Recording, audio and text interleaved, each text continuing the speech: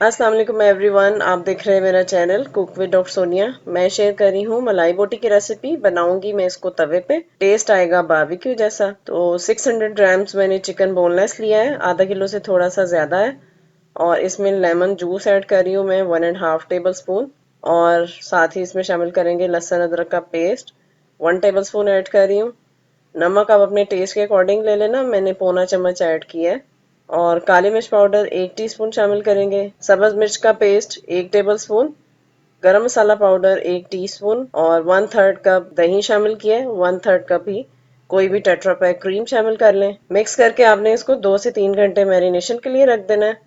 और फिर बाद में बारबेक्यू स्टिक्स के ऊपर इस तरह से लगा लें।